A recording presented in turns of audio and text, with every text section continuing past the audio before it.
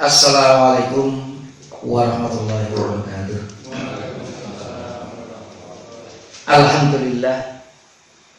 Alhamdulillahirabbil alamin. Wassalatu wassalamu ala asyrafil anbiya'i wal mursalin Muhammadin wa ala alihi wa ashabihi ajma'in. Asyhadu an la ilaha illallah wahdahu la syarikalah wa asyhadu anna Muhammadan abduhu wa rasuluhu la nabiyya ba'dah. Allahumma sholli ala Muhammad wa ala alihi wa ashabihi ajma'in, amma ba'd. Bapak-bapak, ibu sekalian yang berbahagia, pertama mari kita selalu panjatkan puji syukur kehadirat Allah Subhanahu wa taala atas segala nikmat yang telah diberikannya kepada kita semua, khususnya nikmat iman dan Islam. Bapak-bapak, ibu sekalian yang berbahagia, sudah cukup malam karena ternyata isya kita juga cukup malam. Dari salam aja tadi dari isya itu udah jam 7:35, jadi ada perjalanannya kalau saya perhitungkan itu sekitar 50 menit dari sana ke sini. Bapak-bapak sekalian yang berbahagia, kalau saya melihat catatan dari Pak Agus yang bawa buku catatan, saya kemana-mana diterke sama Pak Agus sama Pak Joko ya. Jadi ya sampai Mojosongo sampai Batu Retno saya. Jadi nulis jadwal sama apa itu temanya itu kadang-kadang kita lupa. Kalau tercatat ya, memang memudahkan. Saya lihat itu catatan terakhir bulan yang lalu itu sampai posisi imam dan makmum. Maka berarti kita sudah mengkaji 4 tema besar terkait dengan sholat berjamaah. Hari ini kita lanjutkan tema yang baru tapi masih tetap sholat, yaitu sholatut tatawwu. Sholat tatawwu. Jadi tema kita hari ini memulai sholat tatawwu. Nanti tentunya apa itu membutuhkan banyak pertemuan kita mengaji sholat tatawwu ini. Bapak-bapak ibu sekalian yang berbahagia, apa pengertian dari sholat at-tatawwu itu? Secara bahasa, tatawwu itu artinya fi'lut ta'ah, mengerjakan ketaatan. Secara istilah, ta'atun ghairu wajibah, ketaatan yang bukan bagian yang diwajibkan. Jadi ketaatan yang hukumnya bukan wajib, nah itu tatawwu. Maka para ulama juga mendefinisikan wa sholatut tatawwu'iyah, adapun sholat tatawwu itu adalah mazadat, yaitu tambahan ala sholawatil mafruḍah, atas sholat yang wajib. Jadi sholat tatawwu itu tambahan dari sholat yang wajib. Itu kita sebut dengan tatawwu. Liqaulir rasuli hina su'ila 'anil Islam. Ini berdasarkan sabda Rasul ketika beliau itu ditanya tentang al-Islam. An Abi Suhail, an abihi, dari Abu Suhail dari bapaknya. Annahu sami'a Talhah ibn Ubaidillah.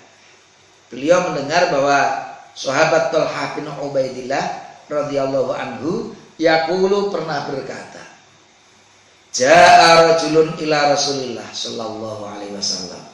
Datang seorang laki-laki kepada Rasul. Min ahli Najdin. Dia dari Najd, salah satu kota yang sekarang salah satu kota di Saudi Arabia. Sa'irur ra'si, rambutnya awut-awutan, tidak rapi. Ini menunjukkan ya datang dari jauh. Nasma'u dawiya sautihi wala nafqahu ma yaqulu. Kami mendengar suaranya itu, tapi tidak paham apa yang dikatakan. Karena mungkin agak jauh. Jadi suaranya cetok tapi ora jelas. Suaranya itu besar, terdengar, tapi isinya tidak dengar, tidak jelas. Cetha itu ya. Krungu tapi ra cetha. Hatta dana min Rasulillah, sampai dia mendekat kepada Rasul. Fa idza huwa yas'alu 'anil Islam, dan dia bertanya tentang Islam. Ini seseorang yang baru masuk Islam, maka dia bertanya-tanya tentang Islam. Faqala Rasulullah, maka Rasul bersabda ketika ditanya tentang Islam, khamsu shalawatin, kamu salat 5 waktu, fil yaumi wal lailati, dalam sehari semalam. Sahabat tadi bertanya, waqala hal alayya ghairuhunna, apakah ada kewajiban atasku selain itu? Maka Rasul menjawab, qala lah, tidak ada. Illa anta tawwa'a, kecuali kalau kamu ingin bertatawwu. Nah, ini kata tatawwu itu bahasanya Rasul. Maka kita menggunakan istilah yang dipakai oleh Rasul. Illa anta tawwa'a, kecuali kalau kamu mau tatawwu. Diwajibkan 5 waktu itu tadi, sehari semalam, kecuali kalau kamu ingin tatawwu. Kemudian wasya musyahri Ramadan, Rasul menyebutkan Islam itu kamu berpuasa di bulan Ramadan. Faqala, maka sahabat tadi bertanya, hal alayya ghairuhu, apakah ada kewajiban bagi saya selain puasa Ramadan itu terkait dengan puasa? Qala faqala la, Rasul menjawab, tidak ada. Illa anta tawwa'a, kecuali kalau kamu ingin berpuasa tatawwu. Zakat juga demikian, kecuali kalau kamu ingin anta tawwa'a. Jadi ada apa itu yang diwajibkan, ada yang tatawwu. Kalau terkait dengan sholat nanti kita bahas tema kita ini.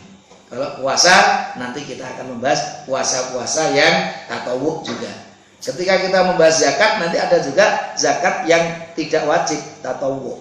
Nah, itu nanti apa itu tambahan dari zakat yang diwajibkan. Itulah istilah tatawwu, tidak hanya untuk sholat, untuk ibadah-ibadah seperti puasa dan zakat pun juga menggunakan istilah at-tatawwu. Maka tadi apa itu cukup global maknanya. Jadi perbuatan ketaatan tambahan dari yang diwajibkan, ya, di luar dari yang diwajibkan. Dan ketika sahabat tadi seperti itu, qala fa'adbara rajul, dia bertanya tentang yang diwajibkan, ada sholat, ada puasa, ada zakat, kan gitu. Fa'adbara, dia kembali. Wa huwa yaqulu, dan dia berkata, wallahi demi Allah, la azidu ala hadza wa la anqusu minhu, aku tidak akan nambahi ini dan tidak akan mengurangi. Jadi aku harus sholat wajib, ini tidak saya tambah yang tatawwu. Saya nanti ya guru poso Ramadan tok, serang nganggo tatawwu. Tidak saya kurangi, tapi juga tidak saya tambahi dari yang wajib itu. Ternyata ketika Rasul mendengar, Rasul bersabda, aflaha in shadaq, maka dia beruntung kalau dia jujur benar apa yang dikatakan.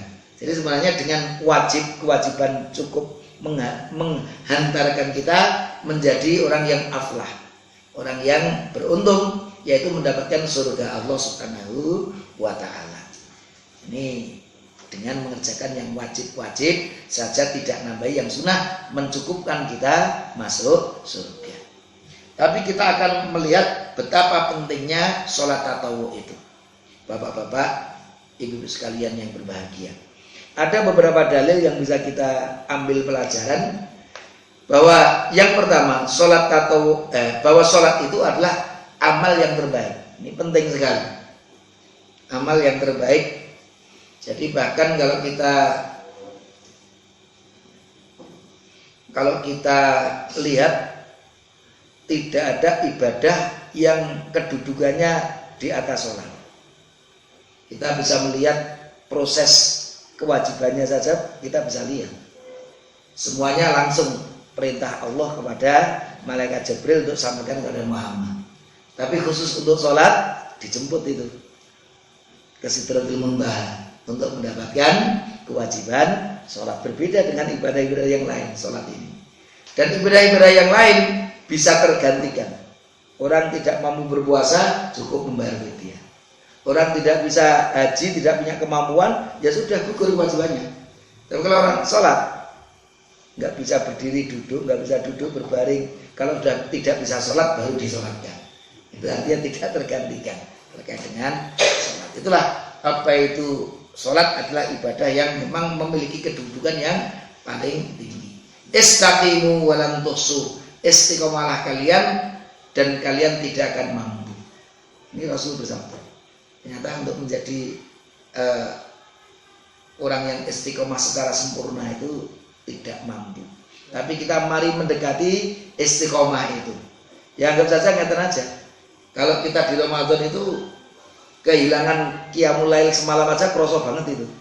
Wah, aku Ramadan kemarin bolong telu.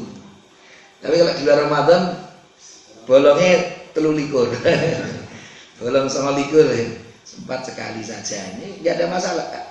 Tadi wajib saja sudah mengantarkan masuk surga. Itulah istiqomah. Ini yang kita jadikan dasar. Wa'lamu dan ketahuilah anna khaira a'malikum as-shalah. Sebaik-baik amal kamu itu adalah salat. Wala yuhafidhu 'alal wudu, dan tidak menjaga wudunya illa mukmin, kecuali mereka orang yang benar-benar beriman kepada Allah Subhanahu wa taala. Poin yang kedua, pentingnya salat itu. Surga yang tinggi bagi yang banyak melakukan tatawwu. Jadi ini bisa meninggikan apa itu kelas di surga. Karena surga tidak satu tingkatan. Anggap saja kalau kita masuk hotel itu ada hotel yang apa itu biasa, bintang 3, bintang 4, bintang 5 gitu. Ada yang biasa, ada yang VIP, ada VVIP kan gitu ada juga. Surga pun juga bertingkat-tingkat.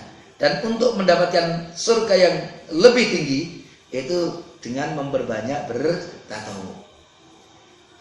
Bapak-bapak, ibu-ibu sekalian, ada satu hadis yang sahih diriwayatkan oleh Imam Muslim dari Rabi'ah bin Ka'ab al-Aslami. Rabi'ah bin Ka'ab al-Aslami. Memang di Arab itu tidak semua tak marbutah itu kemudian berjenis kelamin perempuan. Seperti Rabi'ah. Rabi'ah ini juga bisa untuk wanita, tapi juga bisa untuk laki-laki. Ada di sana itu, selain ini umpamanya ada apa itu sobah, itu bisa untuk laki-laki, bisa untuk perempuan. Mungkin kalau di Jawa itu umpamanya nur itu ya, ada yang laki-laki, ada yang perempuan. Surek.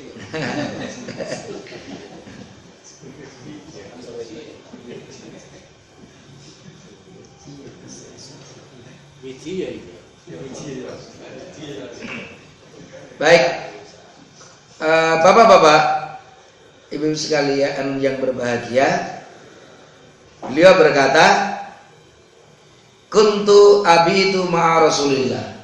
Aku pernah bermalam bersama Rasulullah sallallahu alaihi wasallam. Fa'ataituhu biwudhu'ihi wa hajatihi, maka aku apa itu datangkan kepada Rasul untuk wudunya dan untuk keperluannya. Maqalali, maka beliau bertanya kepadaku, Sal, kamu mau minta apa? Jadi Rabi'ah bin Ka'ab ini sering bantu Rasul untuk menyiapkan air wudunya. Mungkin Rasul punya kebutuhan sesuatu disiapkan.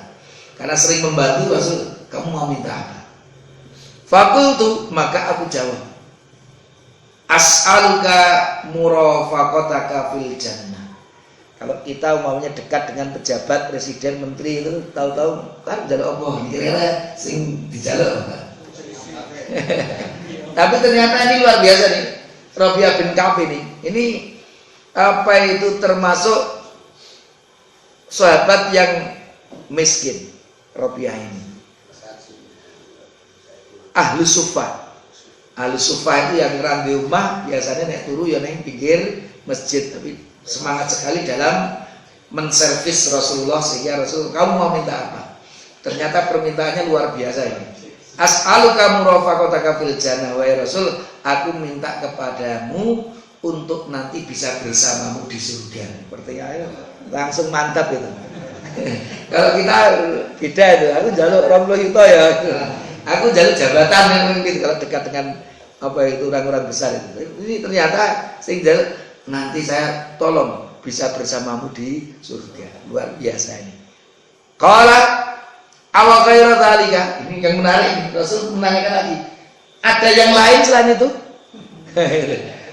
Tapi ternyata kultu, dia menjawab huwa dzaka. Itu saja Rasul. Yang penting aku iso nang surga bersamamu. Luar biasanya sahabat Rabi'ah bin Ka'ab al-Aslami. Lalu apa sabda Rasul? Nah, ini yang menarik. Pesan Rasul kepada Rabi'ah supaya nanti bisa di surganya itu bersama Rasul. Fa'a'inni, maka kalau kamu ingin nanti di surga bersamaku, bantulah aku. Itu sabda Rasul. Ala nafsika, untuk dirimu sendiri. Kamu bantu aku untuk kebaikan dirimu sendiri. Dengan cara apa? Bikathrotis sujud, yaitu kamu banyak bersujud. Artinya banyak bersujud ini selain sholat-sholat yang wajib pun kita memperbanyak sujud-sujud yang lain. Artinya sholat-sholat tatawunya itu juga kita banyak lakukan. Itu kathrotis sujud, memperbanyak sujud. Nah, inilah apa itu pentingnya memperbanyak sujud di luar dari yang diwajibkan. Karena itu nanti bisa mendapatkan surga yang VVIP yang bersama Rasulullah Sallallahu Alaihi Wasallam. Ini juga ada semakna memang. Ada seorang sahabat Sauban Maula Rasulullah, juga pembantunya Rasulullah. Fakultu, maka aku katakan atau aku bertanya, akhbirni wa Rasul, beritahu aku dengan satu perbuatan yang kalau aku lakukan maka memasukkanku ke surga. Jadi minta diberitahu satu perbuatan, kalau dia lakukan dia masuk surga. Au qala, atau dia mengatakan qultu bi ahabbil a'mali ilallah, perbuatan yang paling disukai oleh Allah itu apa? Fasakata, maka waktu itu Rasulullah sempat terdiam. Summa sa'altuhu fasakata. Kemudian saya mengulang bertanya lagi, Rasul tetap diam. Summa sa'altuhu sampai 3 kali. Perbuatannya amal yang paling baik itu apa Rasul? Sampai 3 kali Rasul diam. Faqala sa'altu an dzalika Rasulullah faqala. Kemudian Rasulullah menjawab setelah 3 kali. Rasul baru menjawab, alaika bikathrotis sujud. Jadi yang paling amal yang menjadikan kamu masuk surga atau yang terbaik yang bisa kamu lakukan itu yaitu memperbanyak sujud kepada Allah. Fa innaka la tasjudu lillahi sajdatan. Karena sesungguhnya engkau tidaklah sujud kepada Allah 1 kali saja, illa kecuali rafa'akallahu bi darajah. Allah mengangkat 1 derajat dan Allah menghapus 1 dosa. Dengan 1 sujud, 1 derajat diangkat, 1 dosa dihapus. Semakin banyak sujud kita, berarti semakin diangkat derajat kita, semakin banyak terhapus dosa-dosa kita. Itulah jawaban Rasulullah terkait dengan yang kita maksudkan di sini, pentingnya kita memperbanyak sholat tatawuf. Nah, ini juga salah satu pentingnya sholat tatawuf ternyata. Menambah yang kurang dari yang wajib. Menambal yang kurang dari yang wajib. Dalilnya juga ada. Hadisnya riwayat Abu Dawud. Kemarin sudah kita sebutkan ketika ada pertanyaan terkait dengan ini.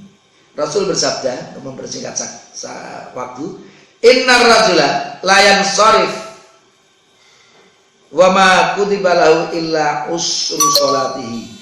Seseorang itu ketika dia selesai sholat, itu ada yang dia tidak tertulis pahalanya kecuali hanya 1/10 saja. Wa tusu'uha, ada yang 1/9 pahala. Sumunuha 1/8, subu'uha 1/7, sudusuha 1/6, khumusuha 1/5, rubu'uha 1/4 pahala saja. Sulusuha separuh, nisfuha ada yang mendapatkan separuh. Ini yang menjadi rahasia ini. Mengapa Rasul tidak menyebutkan sempurna? Ini menunjukkan memang ya sulit benar untuk mendapatkan pahala sholat itu secara sempurna. Karena kadang-kadang kita itu meleng sidik. Dalam 4 rakaat itu ada ngeliang apa begitu, kekurangan khusyuan itu muncul Itu sering sekali di kita itu. Makanya Rasul sampai mengatakan tertinggi di sini nisbuhan. Ada yang dapat 1/10 sampai 1/2. Tapi ada juga yang sempurna. Kok enggak ya itu? Ini yang menarik itu Rasulullah. Nisbuhan. Ada yang mendapat separuh. Ini menunjukkan bahwa memang manusia itu tidak ada yang sempurna. Kita berusaha untuk mencapai sempurna, tapi tetap kita sulit tidak mampu menuju kesempurnaan itu. Nah dari situlah menunjukkan bahwa sholat, kalau kita hanya mengandalkan sholat wajib, maka banyak kekurangan, tidak sempurna. Di dalam hadis yang lain yang diriwayatkan oleh Imam Al-Hakim dalam kitab Al-Mustadrak, Rasul bersabda, "Awwalu ma yuhasabu an-nasu bihi yaumal qiyamah." Nanti yang pertama dihisab dari manusia di hari kiamat nanti, min a'malihim, dari amal perbuatan mereka itu as-sholat, sholatnya. Pertama yang dihisab oleh Allah di hari kiamat dari amal kita di dunia ini nanti sholatnya. Qala, Rasul bersabda, ini hadisnya qudsi. Yaqulu Rabbuna, Rabb kita Allah berfirman azza wa jalla lil malaikati, kepada para malaikat, wa huwa a'lam, padahal Allah itu maha mengetahui. Jadi Rasul bertanya kepada malaikat, padahal Allah bertanya kepada malaikat, padahal Allah itu maha mengetahui. Unzuru fi sholati abdi, lihatlah sholatnya hambaku, atammaha amnakosoha, apakah sholatnya itu sempurna atau tidak, nakis, kurang sempurna. Fa'in kanat tamatan kutibat lahu tamah, kalau memang sholat wajibnya itu sempurna, tulis sempurna. Wa in intakoso, tapi kalau sholatnya itu ada kekurangannya, minha, dari sholat itu syai'an, qala, maka Allah berfirman lagi, ungdu, lihatlah wahai para malaikat, hal li abdi min tatawu'in, apakah hambaku itu memiliki ibadah-ibadah tatawu. Fa in kana lahu tatawu, kalau memang dia punya ibadah-ibadah tatawu, qala atimu li abdi faridatahu min tatawu'i, sempurnakan kewajiban tadi dari tatawu'nya. Sholat 5 waktu ada kekurangan, ternyata ditutup dengan tatawu, ditambal dengan tatawu. Puasa Ramadannya kurang sempurna, ditambal dengan puasa-puasa sunnah. Tsumma tu'khadul a'malu ala dzalika, kemudian amal itu dilihat dari itu. Karena kalau di sini sudah sempurna, maka yang lainnya bahkan sudah tidak ditanyakan oleh Allah Subhanahu wa taala. Karena apa? Kalau orang itu sempurna sholatnya, pasti seperti yang difirmankan oleh Allah, innas sholata tanha 'anil fahsya'i wal munkar. Orang yang sholatnya itu benar, menegakkan sholatnya itu, dia hanya melakukan dan menegakkan, maka iqamatus sholat, bukan fi'lus sholat, iqamatus sholat, aqimus sholat, dirikanlah sholat. Karena banyak orang yang mengerjakan sholat tapi belum mampu mendirikan sholat. Kenapa? Sholatnya itu cuma culat-culit, hatinya tidak hadir, kekhusukannya tidak ada. Kita rajin yang naruh dewe, tapi tidak punya kekhusukan, tidak punya keikhlasan di dalam perbuatannya. Itu tanda-tandanya ada kekurangan. Sehingga kalau orang itu sholatnya sempurna, pasti tanha 'anil fahsya' wal munkar, perbuatan keji dan perbuatan munkar dia jauh. Kalau ada orang kita sholatnya pirang-pirang, hajinya pirang-pirang, kok si korupsi, itu menunjukkan bahwa hajinya, sholatnya itu mesti rakaruan. Bisa jadi malah bolong-bolong kan begitu. Bisa jadi malah orang sholat.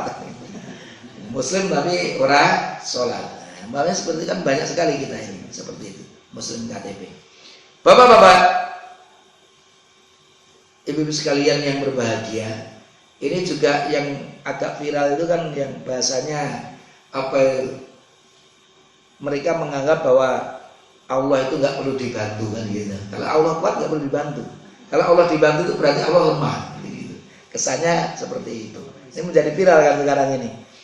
Itu tentunya kurang memahami bahwa ketika Allah memerintahkan kita untuk menolong agamanya, intam surullah yang surukum itu kan menguji kita. Siapa di antara manusia itu yang mau menolong agama Allah meskipun tidak ditolong pun nggak ngefek apa sama Allah Maha Kuasa. Tapi Allah hanya ingin menguji kita. Ada gambaran yang menarik itu. Itu digambarkan begini. Kalau ada guru nguji murid, Pak Joko itu guru matematika, nguji murid. Kemudian muridnya ketika mau ngerjakan soal itu dibisi sama temannya. Rasa dijawab. Gurumu kan seperti jawabannya. Rasa dijawab. Gurumu kan seperti jawabannya. Rakanggo kan gitu. Nggak ada fungsinya. Kamu nggak usah jawab. Nggak perlu. Akhirnya kalau dia nggak jawab, gagal nggak itu? Ya gagal. Alasannya loh kan guru udah tahu ngapain dia tanya. Bukan itu. Gurunya ingin ngetes. Kamu itu bisa paham atau tidak. Kamu iman atau tidak. Nah iman ini lakukan ini kan gitu. Bukan berarti Allah tidak mampu, tapi Allah dalam rangka untuk menguji umatnya seperti itu. Itu apa itu terkait dengan yang mendiskreditkan Allah Subhanahu Wa Taala. Nauzubillahi min dzalik, menganggap Tuhan kita itu minta pertolongan berarti lemah. Nauzubillahi min dzalik. Nah, ini kelihatannya baru viral ini. Mungkin apa? Yang lain banyak. Ya, banyak yang perlu di. Baik, macam-macam sholat tatawuf. Sekarang tadi setelah kita melihat pentingnya kedudukan sholat tatawuf, ini macam-macam sholat tatawuf. Bapak-bapak, ibu sekalian yang berbahagia, para ulama membagi sholat tatawuf itu ada dua macam. Kalau ini saya melihat ini bagian dari ijtihad.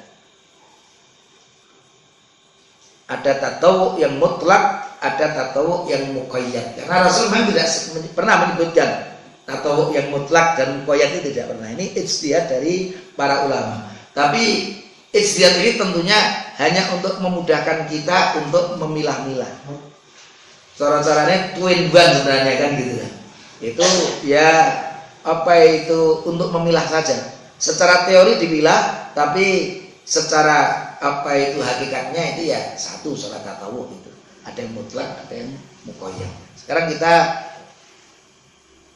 fahami apa yang dimaksud dengan tatawuf yang mutlak itu.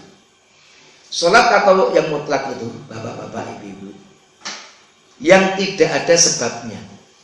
Orang ada sebabnya. Pokoknya kita memperbanyak sujud. Karena harus sebab. Kalau masuk masjid itu berarti ada sebab. Tahiyatul masjid kan itu. Ini nggak ada sebabnya sholat itu. Tidak ada batasannya. Berapapun rokaatnya. Termasuk jumlah rokaatnya. Ganjil atau genap. Boleh berniat jumlahnya maupun tidak berniat berapa jumlahnya. Jadi juga berniat memperbanyak bersujud kepada Allah Subhanahu wa Ta'ala. Ini yang disebut dengan tatawuf mutlak. Apakah ada dasarnya? Yang dijadikan dasar itu hadis yang diriwayatkan oleh Ibnu Majah dari Ubadah bin As-Samit, bahwasanya beliau mendengar Rasul bersabda, "Ma min abdin yasjudu lillahi sajdatan." Tidaklah kalau ada seorang hamba itu bersujud kepada Allah sekali sujud, kecuali Allah mencatat baginya satu kebaikan dan Allah menghapus dengan satu sujud tadi dosa. Wa rafa'alahu biha darajat, dan Allah mengangkat derajatnya. Fastaghfiru minas sujud, maka perbanyaklah sujud kalian. Memperbanyak sujud. Pokoknya oke sujud itu. Nah, seperti itu. Nah, ini ada yang lebih detail lagi. Hadis yang diriwayatkan oleh Imam Al-Baihaqi dan Imam Ad-Darimi. Ini ceritanya dari sahabat dari seorang alim namanya Al-Akhnaf. Al-Akhnaf bin Qais. Ini kalau kita belajar ilmu tasawuf atau ilmu akhlak, ini Al-Akhnaf bin Qais ini termasuk pakar yang mengkaji tentang ilmu akhlak. Al-Akhnaf bin Qais masuk masjid masjid Damaskus yang sekarang baru bergolak ini, Suriah, ibu kota Suriah sekarang. Fa idza bi rajulin yukthiru ruku'a was sujud. Ketika beliau masuk di masjid Damaskus itu, Akhnaf bin Qais itu melihat seseorang itu memperbanyak rukuk dan sujud. Rukuk naik, sujud naik, rukuk naik, sujud naik. Wallahi la abrahu hatta anzura ala saf'in yang sharifu am ala witrin. Sampai saking takjubnya itu beliau penasaran. Aku ingin lihat dia itu nanti sholatnya itu genep atau ganjil. Karena sujud, berdiri lagi sujud kira-kira gitu. Sampai tidak terhitung. Qala falamma insarafar rajul, ketika laki-laki tadi sudah selesai sholatnya, tadi sing banyak rukuk dan sujudnya tadi sudah selesai, qala lahu, maka Al-Ahnaf itu bertanya kepada yang sholat tadi, banyak sekali sujudnya tadi, ya Abdullah, wahai Abdullah hamba Allah. Kalau kita wahai si fulan, kira-kira begitu. Hal tadri a'la syaf'in insarafta am ala witrin. Wahai hamba Allah, tahukah anda tadi sholatnya itu genep atau ganjil? Saking banyaknya tadi ditanya genep atau ganjil tadi. Qala, tapi yang sholat tadi justru menjawab, Allah akunu adri fa innallaha yadri. Kalau aku kurang ngerti mau ganjil mau genep, tapi aku ngerti Allah pasti mengetahui sholatku jumlahnya tadi berapa. Tapi kemudian beliau menjawab, melanjutkan jawabannya, inni sami'tu khalili, sungguh aku pernah mendengar kekasihku Abul Qasim sholawatullah alaihi wassalamuhu, semoga sholawat dan salam atasnya. Jadi Abul Qasim itu kunyahnya Rasulullah. Maka para ulama menyebut kita tidak boleh memiliki kunyah seperti kunyahnya Rasul. Abul Qasim itu nggak boleh. Maka kalau di Baghdad tempat saya belajar itu kalau namanya Muhammad itu sebutannya bukan Abul Qasim tapi Abu Jasim. Jadi tengok ke sini Abu Jasim. Jadi kalau kita akrab di sana itu kalau ada yang namanya Muhammad itu ya Abu Jasim, ta'am. Itu artinya hei Muhammad di sini. Kalau namanya Muhammad itu kunyahnya Abu Jasim. Kalau namanya Ali nanti disebut Abul Husain. Ya Abul Husain, ta'am. Kalau Husain Abu Ali. Gitu. Yang kalau nama saya itu di sana juga pasaran ternyata. Solah itu nama pasaran di Baghdad itu banyak yang namanya Solah. Solah itu Abu Mahdi. Jadi Solah kalau namanya Solah itu Abu Mahdi. Maka suatu saat saya ketika naik taksi ditanya sama supir taksi, Sisman, namamu siapa? Abu Mahdi. Solah? Ya. Loh, kamu dari mana itu tahu kunyah? Loh, saya sudah bertahun-tahun di sini, masa nggak tahu kunyah saya gitu aja. Jadi mereka ya kaget itu, karena memang nama-nama itu ada kunyahnya. Kalau orang akrab itu biasanya justru mengambil dengan kunyah-kunyah itu. Tapi kita nggak boleh menyamai kunyahnya Rasul Abul Qasim. Ya dulu saya pernah mendengar kekasihku Abul Qasim sallallahu alaihi wasallam bersabda. Tapi summa baka, beliau belum sempat melanjutkan kata-katanya summa baka, tapi sampai menangis. Teringat Rasulullah. Karena berarti orang itu pernah mendengar Rasul, pernah bertemu Rasul, berarti seorang sahabat. Summa qala inni sami'tu khalili Abul Qasim yaqulu, mengulangi lagi yang sholat tadi. Sesungguhnya aku pernah mendengar kekasihku Abul Qasim sallallahu alaihi wasallam yaqulu, bersabda. Ini tadi yang kita sebutkan. Tidaklah ada seorang hamba yang bersujud kepada Allah satu kali sujud saja kecuali Allah akan angkat derajatnya, Allah hapus satu dosa.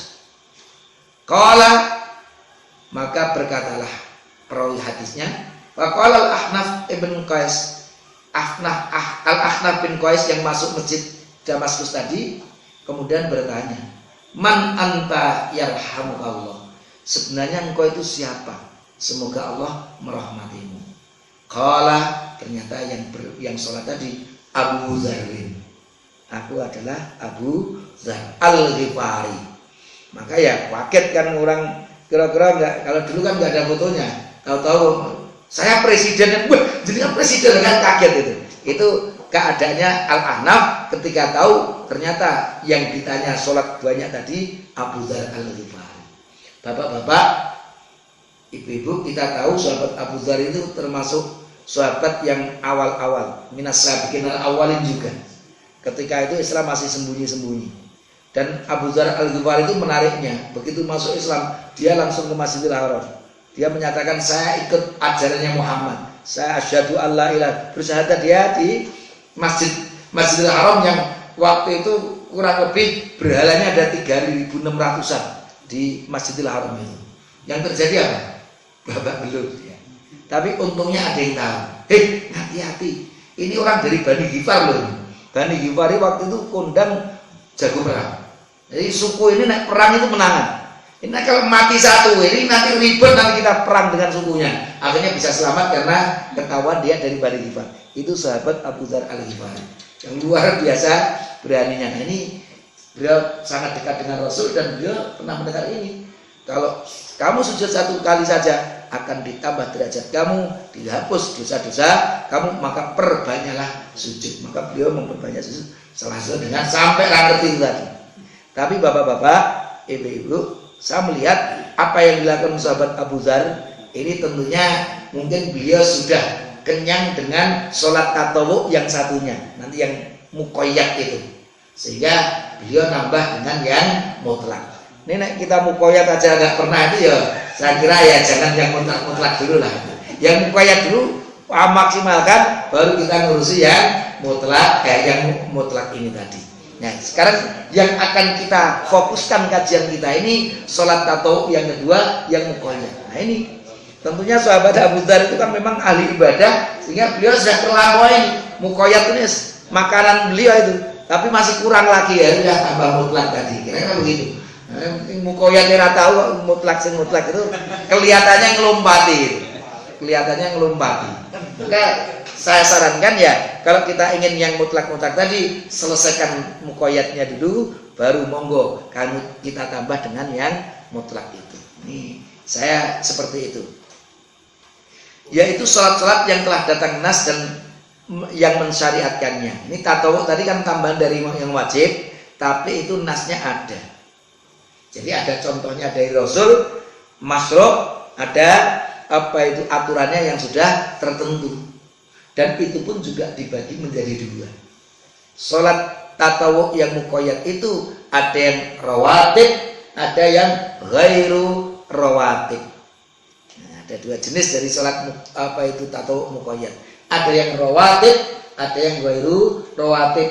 Apa itu sholat tatawwu muqayyad yang rawatib itu? Yaitu yang mengikuti atau mengiringi sholat-sholat wajib. Maka itu disebut ar-rawatib.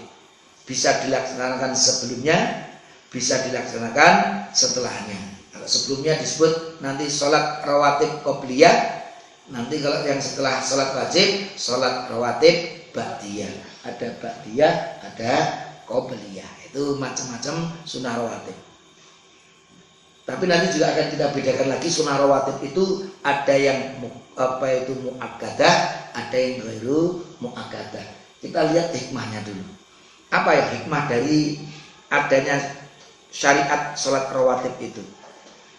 Para ulama mengambil hikmah. Hikmah itu pelajaran yang diambil. Dan yang namanya hikmah itu bisa muncul, bisa tidak muncul. Berbeda dengan illah. Kalau illah itu dengan adanya illah maka ada hukum, tidak ada illah maka tidak ada hukum.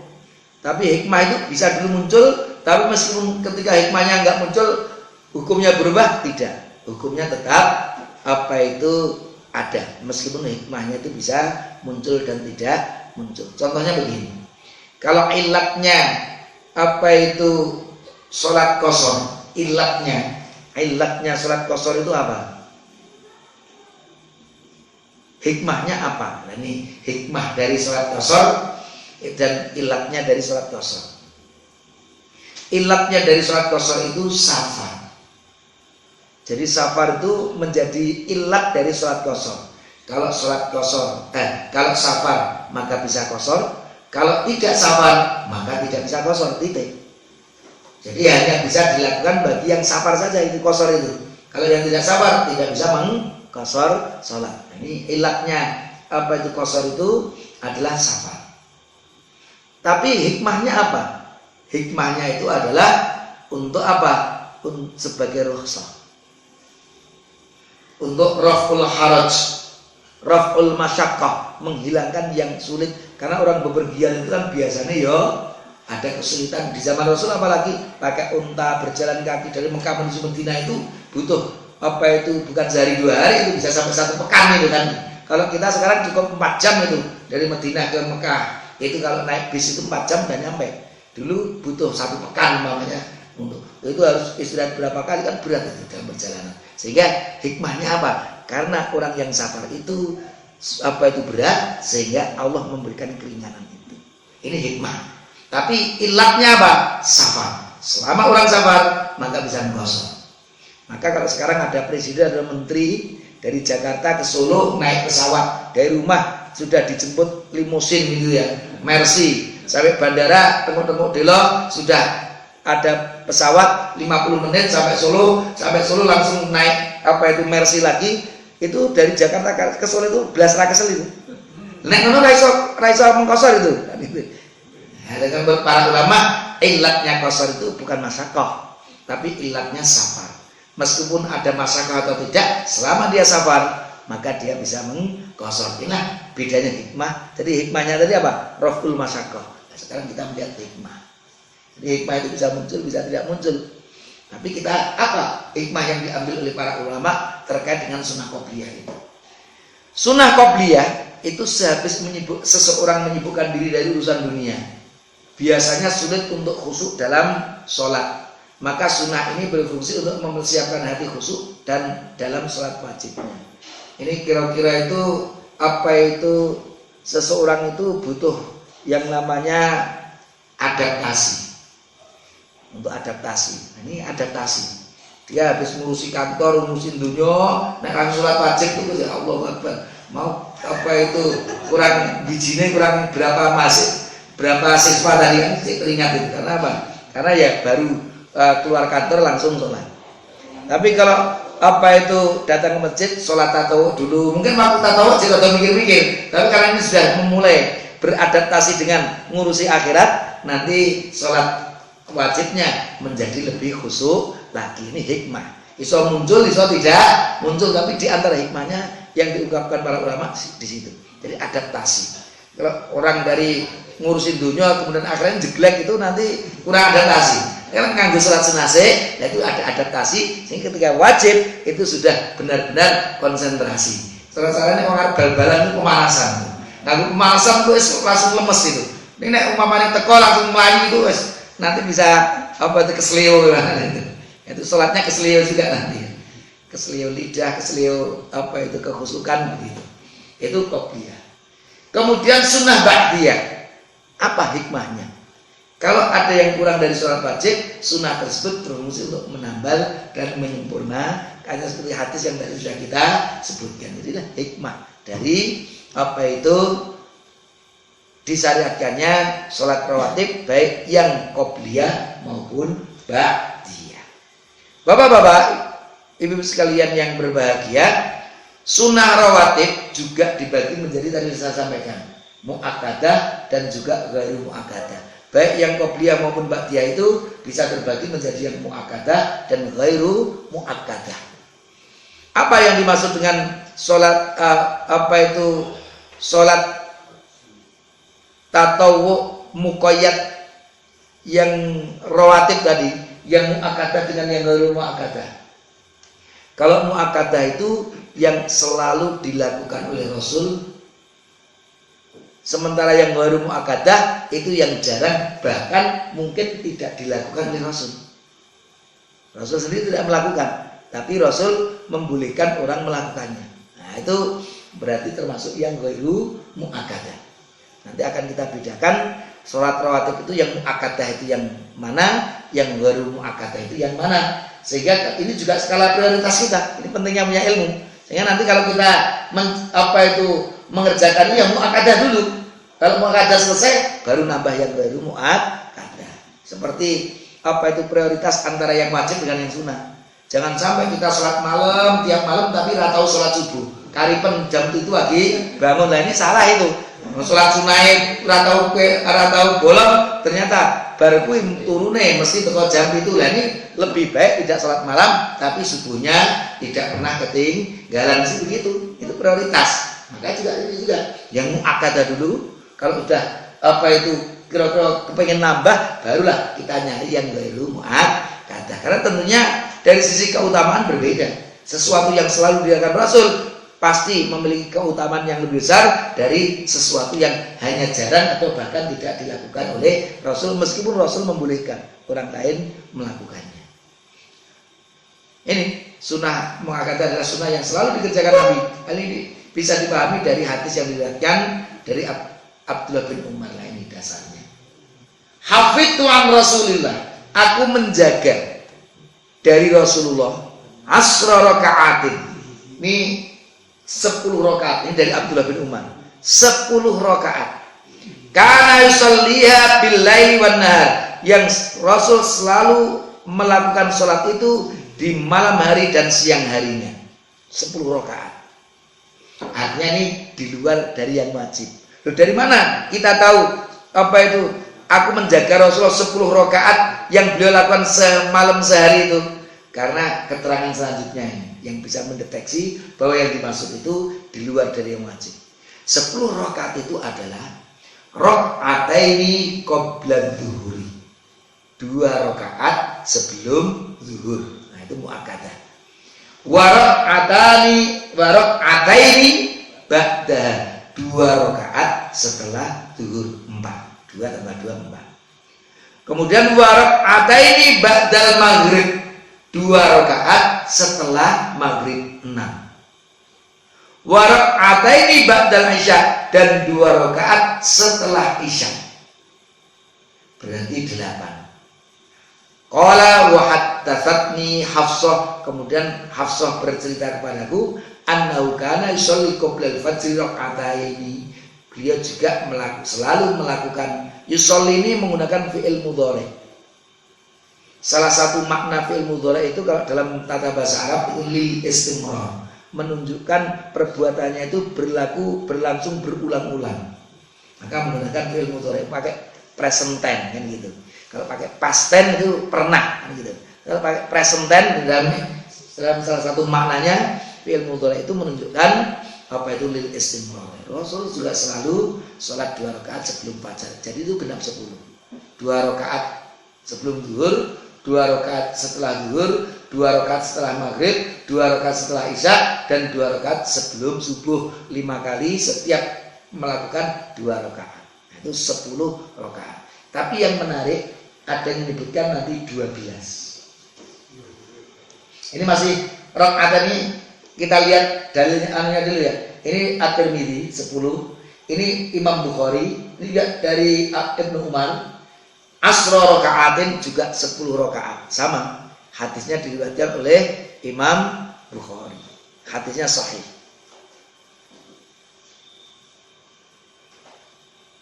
Bahwa jumlahnya ada 10 rakaat tersebut menurut mazhab Syafi'i dan Hambali. Dalam mazhab 10 itu mazhab Syafi'i dan Hambali. Tapi yang menarik, mazhab Hanafi menyebut jumlahnya bukan 10 yang muakkadah itu, tapi 12. Beliau memahami dari hadis yang diriwayatkan dari Aisyah dan Habibah. Karena tadi dari Ibnu Umar, karena dari Aisyah dan Habibah istri Rasul. Aisyah qalat berkata, qala Rasul bersabda sallallahu alaihi wasallam, man sabaro, siapa yang membiasakan selalu melakukan ala sentai asrota rakaatan, membiasakan selalu melakukan 12 rakaat. Kalau tadi asro, kalau ini sentai asrota, ini 12 rakaat. Minas sunnati, dari sholat sunnah, banallahu lahu baitan fil jannah, maka Allah akan membangun untuknya satu rumah di surga. Siapa yang terbiasa sholat 12 rakaat sunnah, maka Allah akan membangun untuknya satu rumah di surga. Ini kita juga harus memahaminya dengan benar. Jangan sampai wes neng ngono rasa sholat wajib, penting 12 rakaat ini nanti dibangun enggak. Ini salah memahami lagi nanti. Ini tekstual, terlalu tekstualis itu seperti itu akhirnya. Maka harus dipahami kalau seseorang itu terbiasa sholat 12 rakaat, nggak mungkin sholat 5 waktunya bolong-bolong, itu nggak mungkin. Nah, sholat rawatibnya aja nggak pernah bolong kok, sholat wajibnya bolong, nggak mungkin yang gitu, mustahil. Ini artinya masih kita pahami seperti itu. Orang yang sudah melakukan ini pasti sholat 5 waktunya sudah beres. Itu yang kita harus pahami demikian. Yaitu yang menarik hanya perbedaannya di sini. Yang pertama, arba'u raka'atin qabla dzuhri. Kalau tadi kan 10 tadi kan ini, ya, raka'atani qabla dzuhri. Tapi kalau di sini arba'u raka'atin qabla dzuhri.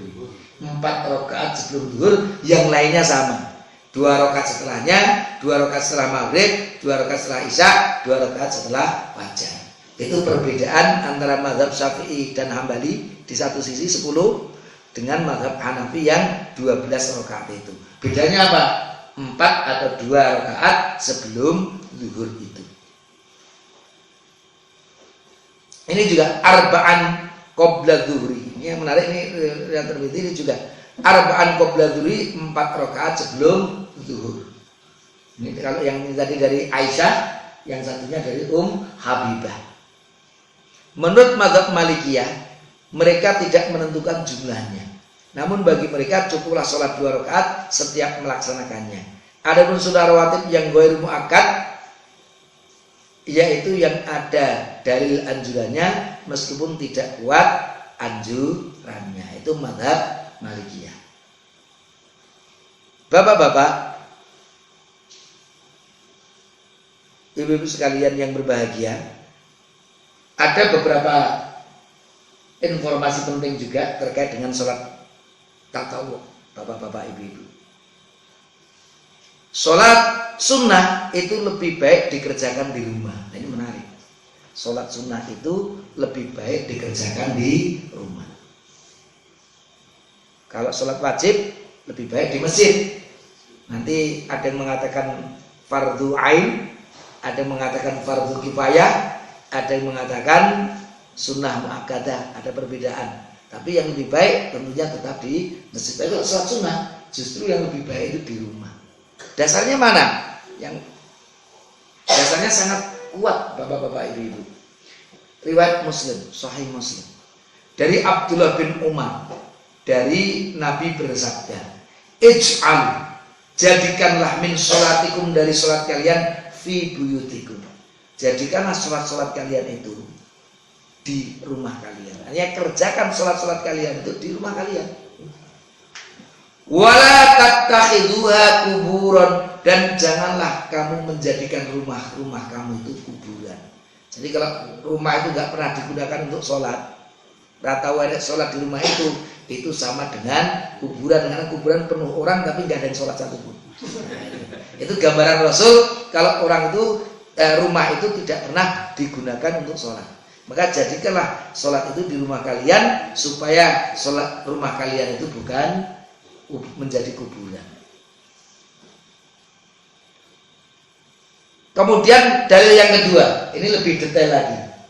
Afdhalu sholatikum, sholat kalian yang paling utama, paling afdhal, fi buyutikum, itu di rumah kalian. Illal maktubah, kecuali sholat-sholat yang diwajibkan. Nah, ini ada perkecualian. Karena tadi kan kesannya ya ini tadi, semuanya kan kesannya sholat itu di rumah supaya rumah itu bukan jadi kuburan. Tapi ternyata ini ada hadis yang mentahsis, maksudnya apa itu, kecuali kalau sholat itu wajib, itu yang afdal bukan di rumah kalian tapi di masjid. Kira-kira begitu. Dalil yang ketiga, sholatul mar'i fi baitihi afdalu min sholatihi fi masjidih. Bayangkan, sholatnya seseorang di rumahnya itu lebih utama dari sholatnya di masjidku ini. Jadi sholat di rumah itu lebih utama dari sholat di masjidnya Rasul. Bayangkan. Illal maktubah, kecuali sholat-sholat yang wajib. Yang menarik ini, kan ada hadis yang lain bahwa sholat di masjidnya Nabi itu 100 kali lipat, kan gitu namanya. Apa 1000 kali lipat, kan gitu ya. 1000 kali lipat dengan di luarnya. Sedangkan kalau di Masjidil Haram nanti 100-nya kali ya gitu. Itu apa itu dalil apa itu keutamaan. Tapi kalau kita melihat ini bisa saja yang utama itu terkait dengan yang wajib. Sholat-sholat wajib di Masjid Nabawi, sholat-sholat wajib di Masjidil Haram. Karena kalau kita bayangkan ini, sholatnya seseorang di rumahnya itu lebih utama dari sholatnya di masjidku ini. Kecuali kalau maktubah itu di masjid lebih utama. Ini kesannya kan sholat di rumah itu sangat utama ya. Bahkan dengan dilakukan di masjidnya Rasul saja masih lebih utama dilakukan di rumahnya. Ini juga salah satu kekuatan kalau kita ingin memperbanyak sholat sunnah di rumah. Jadi afdolnya luar biasa kalau kita melihat hadis ini. Baik bapak-bapak, apa itu ibu sekalian yang berbahagia, itu tema kita sudah 55 menit, ternyata tidak terasa. Nanti kita akan bahas satu-satu sholat-sholat rawatib itu. Dari sunnatul fajri, nanti ada sunnatul zuhri, ada sunnatul al-asri, ada sunnatul al-maghribi, ada sunnatul al-isya'i. Nah, 5 sholat itu ada qobliyah dan ba'diyahnya nanti yang akan kita pelajari satu persatu. Tapi insya Allah pada kesempatan yang akan datang. Mana yang mu'akadah, mana yang tidak, tadi sudah kita sebutkan. Nanti ada lagi kajian kita untuk sholat 5 waktu itu, apakah qobliyah dan ba'diyahnya semuanya masuk atau ada yang tidak masuk, itu nanti kajian kita selanjutnya.